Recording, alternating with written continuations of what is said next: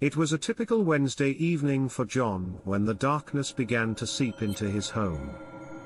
He had just finished dinner and was settling down to watch some TV when he heard a faint scratching sound above him. At first, he thought it might be a mouse or some other small animal, but as the scratching persisted, he began to suspect that it was something far more sinister. John hesitated for a moment, unsure if he wanted to investigate the noise. But his curiosity eventually got the best of him, and he decided to take a look. He made his way to the attic ladder and slowly climbed up, his heart pounding in his chest.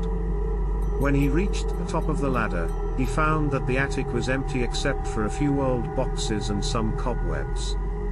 But the scratching sound was louder up here, and it seemed to be coming from one of the corners of the room.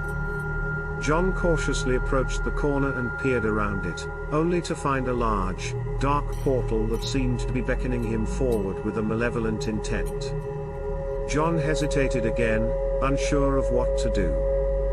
But the scratching sound grew louder and more insistent, and he knew he had to investigate further. He stepped through the portal and found himself in a strange, otherworldly dimension. The world beyond the portal was dark and eerie, with twisted trees and twisted creatures lurking in the shadows. John felt a chill run down his spine as he realized that he was completely alone in this strange place. The creatures seemed to be watching him, waiting for him to make a mistake. He began to explore, unsure of what he would find, but determined to find a way back home. As he walked, he heard the scratching sound again, coming from a nearby cave. John approached the cave and peered inside, only to find a strange, glowing creature. The creature seemed to be beckoning him forward, and John couldn't resist the urge to follow it.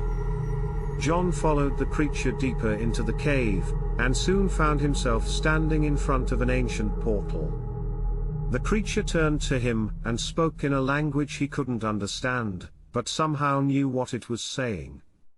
It was trying to tell him how to return home, but the cost would be his soul.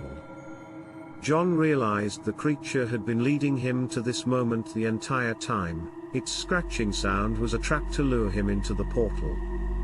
He knew he couldn't trust it and had to find a way back home on his own. He turned around and ran as fast as he could, but the creatures from the shadows followed him, closing in on him.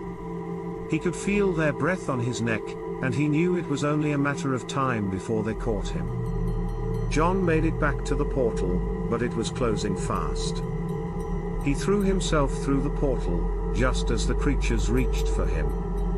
He landed back in his attic, safe and sound. But he knew he would never forget the strange and terrifying experience he had just had. The scratching sound was still there, but now he knew it was a trap. He was determined to never go back to that world again, but the fear of the unknown stayed with him, haunting him every night, as he heard the scratching sound in his dreams.